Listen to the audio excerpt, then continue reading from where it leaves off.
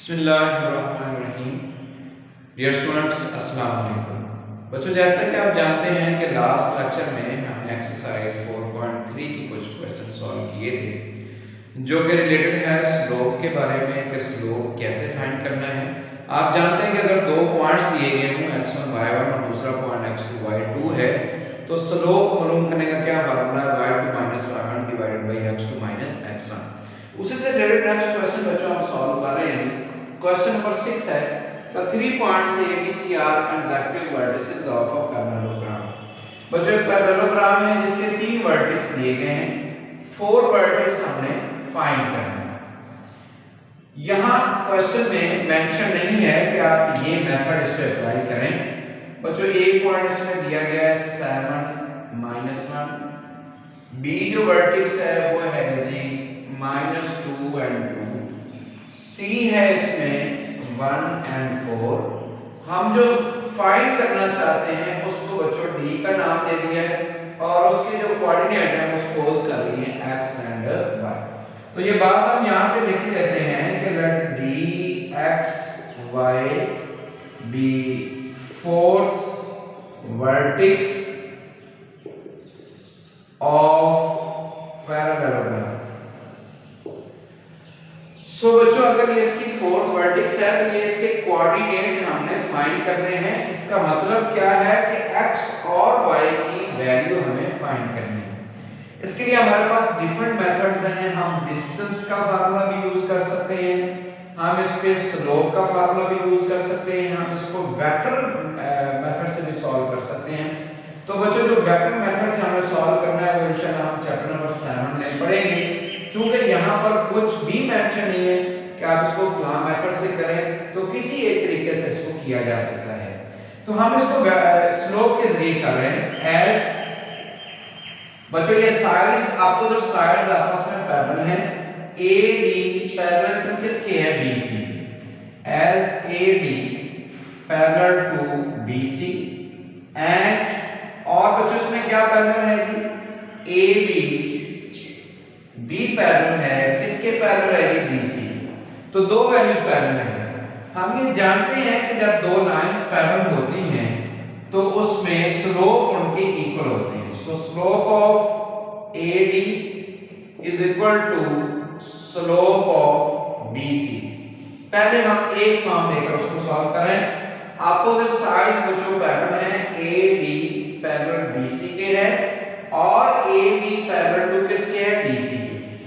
Slope of AD बच्चों find करते हैं। क्या मेथड है, y2 minus y1 over x2 minus x1, यानी कि y minus minus plus 1 divided by x minus 7 equal BC का स्लोप सेकंड कोऑर्डिनेट सेकंड में से माइनस और फर्स्ट जो है वो फर्स्ट में से माइनस। यहां पे हमने यही काम किया है। 4 minus 2 divided by 1 minus minus plus 2।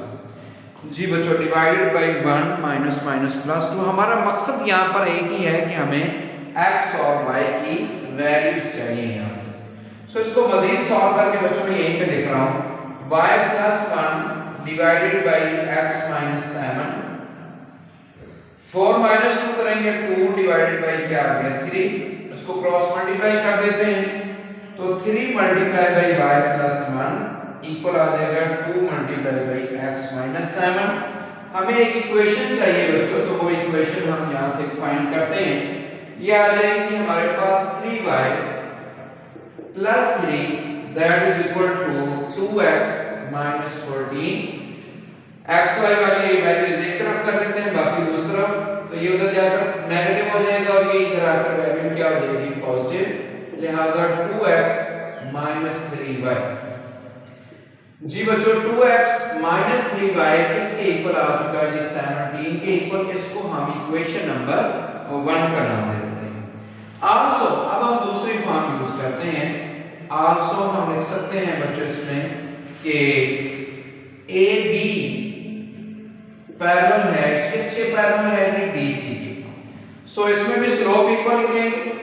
So slope of AB, slope of AB that is equal to slope of BC जी बच्चों AB का स्लोप जो है वो यहाँ से फाइंड करते हैं। क्या मेथड है कि सेकंड क्वाड्रेंट सेकंड में से माइनस होगा, फर्स्ट में से, तो ये 2 माइनस माइनस क्या हो जाएगा +1 और -2 -7 इक्वल 2 +1 और -2 -7 इक्वल BC का slope 4 - y over 1 - x, 4 - y divided by 1 - x। ये वैल्यू बच्चों हमारे पास आ गई 3 over -9 equal 4 - y divided by 1 - x। बच्चों ये 3 ऐसे कैंसिल होकर 3 आ जाएगा, -1/3 है, क्रॉस मल्टीप्लाई कर देते हैं, 1 - x equal -3 multiply bye 4 - y, तो ये वैल्यू बन गई जी 1 - x इक्वल -3 मल्टीप्लाई हो रहा है तो -12y + 3y।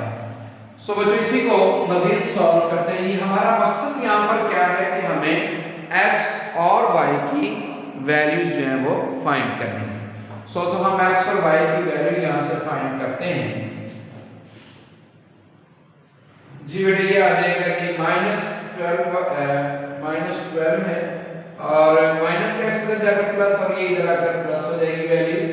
सो तो 1 + 12 is equal to x + 3y। तो यहाँ से बच्चों हमारे पास एक और इक्वेशन आ गई कि x + 3y that is equal to 13। इसको बेटे हम इक्वेशन नंबर 2 का नाम देंगे। मकसद हमारा यहाँ से x और y की वैल्यूज फाइंड करना है।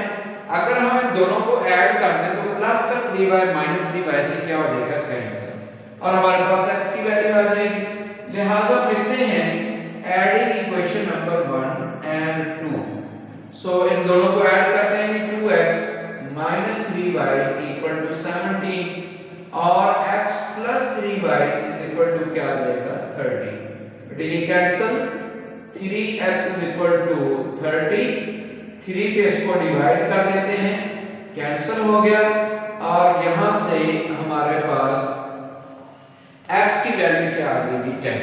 और बच्चों हमें किसकी वैल्यू फाइंड करनी है y की, तो लिहाजा ये जो x की वैल्यू आई है इसको किसी एक इक्वेशन में पुट कर देते हैं। पुट इन इक्वेशन नंबर 1 या 2 में कर लें, जहां आपको इजी लगता है 2 में कर लेते हैं। 10 + 3y = 13। ये बच्चों जहां पर x लिखा था वहां हमने क्या पुट कर दिया जी 10, प्लस का 10 दूसरा जाकर -10 हो जाएगा।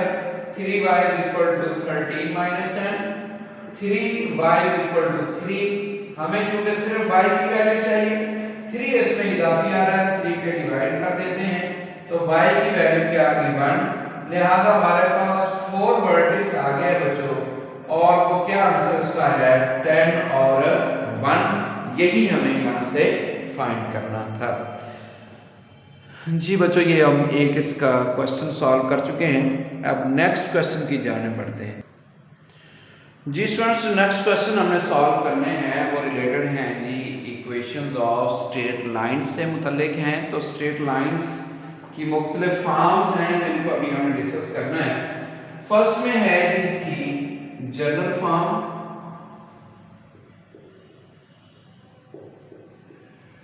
ये है बच्चों ax + by = c, ax + by + c = 0। ये 2 वेरिएबल में है, एमसीक्यूज वगैरह में पूछा जा सकता है लेकिन ये यूज इतनी नहीं हो रही क्वेश्चन में। जनरल फॉर्म इसकी जो है ax + by + c = 0। जी सबसे पहले इसमें है जो हमने क्वेश्चन में यूज करना है वो आपको बता रहा हूं। उसमें फर्स्ट ऑफ ऑल है जी point slope form. Point slope नाम से जाहिर है कि आपके पास एक पॉइंट दिया गया होगा और क्या दिया गया होगा स्लोप। तो पॉइंट और स्लोप अगर दिया गया है तो आप उसको क्या लिखोगे, जैसे इसको आप यूं भी लिख सकते हैं equation of line through the point. Point कौन सा है, मैं इसमें लिख रहा हूं p x1 y1 having slope m is तो इसका फार्मूला ये है कि y minus y1 equal m into x minus x1। बच्चों ये हमने क्वेश्चन में भी यूज करना है। आपने ये याद रखना है, जब आपके पास एक पॉइंट और एक स्लोप दिया गया होगा तो आपने बच्चों ये फार्मूला यूज करना है। क्या फार्मूला है कि y minus y1, x1 y1 की जगह पर कोई भी वैल्यू हो सकती है, m भी हो सकता है, m into x minus x1। Third है जी पॉइंट स्लोप फॉर्म के बाद slope intercept form.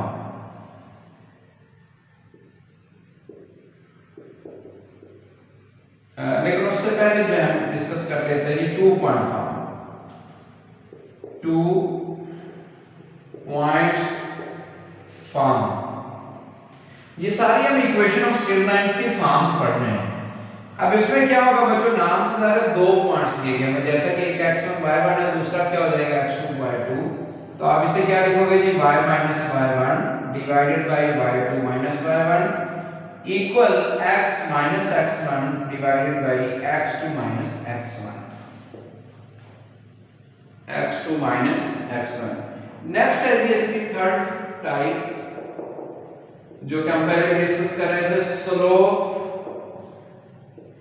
Intercept form. ये इनका स्लोप दिया गया होगा और एक इंटरसेप्ट दिया गया होगा, तो आपने क्या यूज करना है, y is equal to mx plus c, y is equal to mx plus c। m slope है और c जो है ये y इंटरसेप्ट है, where c is y intercept. जब आपके पास y इंटरसेप्ट और स्लोप की वैल्यू दी गई होगी तो बच्चों आप डायरेक्ट इसमें वैल्यूज पुट कर देंगे, आपके पास इक्वेशन ऑफ लाइन है। 4 है 2 इंटरसेप्ट फॉर्म, ये नंबर मिस्टेक हो गई, थर्ड है ये 4 और ये है जी 5। 2 इंटरसेप्ट फॉर्म,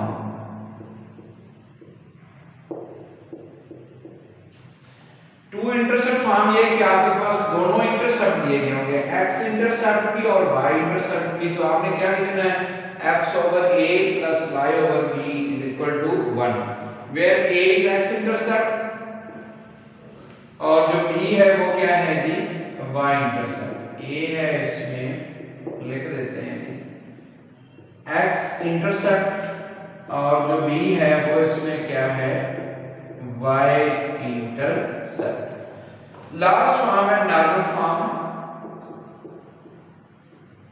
नॉर्मल फॉर्म और ये बच्चों है जी x cos अल्फा, इसमें एंगल दिया गया होगा, plus y sin alpha is equal to p, alpha is any angle and p is where p is perpendicular length through origin, where p is perpendicular length है through reason.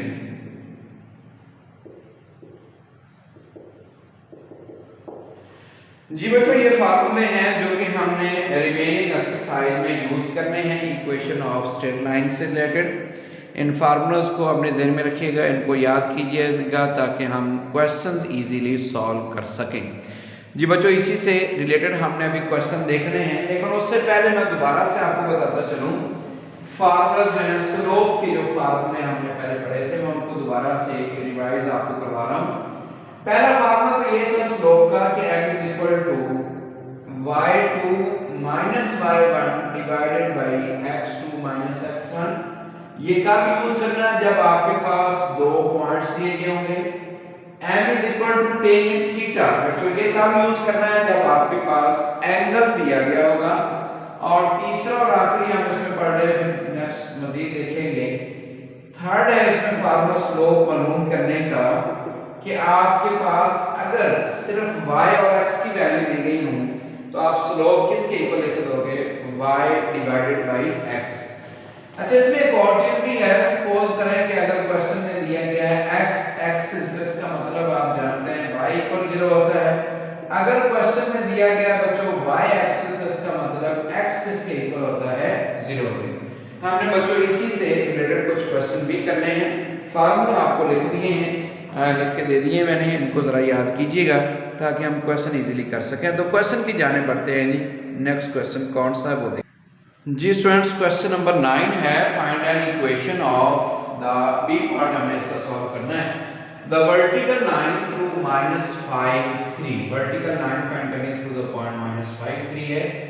अब equation find करने के लिए कम से कम दो values का होना जरूरी है। जैसा कि एक पॉइंट दिया गया तो स्लोप होना चाहिए। स्लोप के लिए उसने क्या दिया जी, वर्टिकल लाइन। वर्टिकल लाइन का मतलब कौन सी लाइन होती है, वाई एक्सिस। वाई एक्सिस पे किसकी वैल्यू 0 होती है, x की वैल्यू 0। सो बच्चों अगर x की वैल्यू 0 है तो m जो है वो y/x, चूंकि y और x की वैल्यू अगर दी गई है तो हम ये फार्मूला यूज करेंगे, यानी कि y/0 और y/0 किसके इक्वल होता है, इंफिनिटी के। लिहाजा यहां से हमारे पास जो स्लोप आएगा वो बच्चों क्या आ गया जी, इंफिनिटी। बच्चों एक और पार्ट भी है लेकिन वो हमने सॉल्व नहीं करना, वो है हॉरिजॉन्टल लाइन। हॉरिजॉन्टल लाइन तो x एक्सिस होती है, x एक्सिस में कौन सी वैल्यू 0 यानी थी y की वैल्यू 0। अगर 0 और समथिंग है तो आंसर क्या आ जाना था, 0। सो हम इक्वेशन ऑफ लाइन लिखते हैं, equation of line through the point. Point क्या है कि इसमें -5 3 हैविंग स्लोप, और स्लोप आपके पास क्या है, इंफिनिटी इज। क्या फार्मूला है कि y minus y1 equal m into x minus x1। तो बच्चों यहाँ पर y1 की वैल्यू जो दी गई है वो आपके पास 3 है और m की वैल्यू इंफिनिटी है, x1 की वैल्यू क्या है, -5 है। तो माइनस माइनस क्या हो जाएगा जी, +5। ये बच्चों यहाँ पर x1 की वैल्यू और ये किसकी वैल्यू है जी, y1। सो इंफिनिटी को अगर किसी भी नंबर से मल्टीप्लाई करते हैं तो उसका आंसर इंफिनिटी ही रहता है। लिहाजा अनडिफाइंड फॉर्म खत्म करने के लिए हम इसकी जगह पर क्या लिख देते हैं, 1/0। तो क्रॉस मल्टीप्लाई कर दें, 0 को इधर मल्टीप्लाई करोगे 0 आ जाएगा, x + 5 = 0। तो यहाँ से बच्चों x इक्वल क्या आ गया जी, -5। तो लिहाजा ये इसका आंसर आ गया। अब इस तरह के क्वेश्चंस को जब आपने सॉल्व करना है, एमसीक्यूज में भी ये पूछा जा सकता है, तो आपको एक हिंट बता रहा हूं कि आपने कैसे वो लिखनी है। जी बच्चों देखो यहाँ पर अगर वर्टिकल लाइन है तो y है, दैट्स मीन वैल्यू किसकी आपने लिख देनी, सिर्फ x की। तो x की क्या वैल्यू है, -5, x इक्वल क्या आ गया जी, -5। अब अगर यहाँ पर लिखा होता हॉरिजॉन्टल लाइन, तो हॉरिजॉन्टल लाइन चूंकि x एक्सिस होता है, वैल्यू किसकी फाइंड होनी थी, y की। y की क्या वैल्यू, इसमें y कोऑर्डिनेट कौन सा 3 है, तो y क्या आ जाएगा, 3। तो ये मैंने आपको एमसीक्यूज के हवाले से बच्चों बताया है, इस बात को ध्यान में रखिएगा ताकि आप इसको सॉल्व कर सकें। क्वेश्चन नंबर 9 का बी पार्ट एक ही हमने सॉल्व करना था जो कि कर चुके हैं। क्वेश्चन नंबर 10 में कुछ इस तरह के पार्ट्स दिए गए हैं तो उनको हम अभी देखते हैं, बल्कि वो हम फार्मूला याद कीजिएगा, उन क्वेश्चन को हम नेक्स्ट टाइम सॉल्व करेंगे कि उनका क्या मेथड है। बेसिक जो चीज़ है वो ये फार्मूले हैं, अगर आपको फार्मूले आते हुए तो क्वेश्चन आसान से हैं, हमने जस्ट उसमें वैल्यूज ही पुट करनी है, इसलिए अगर फार्मूले याद होंगे तो प्रॉब्लम आपको नहीं होगी। उम्मीद है बच्चों इस लेक्चर की आपको समझ आई होगी, और अगर कोई प्रॉब्लम होंगे तो इंशाल्लाह मीटिंग में शेयर करेंगे, डिस्कस भी कर लेंगे। ओके जी, अपना ख्याल रखिएगा बच्चों, अल्लाह हाफिज़।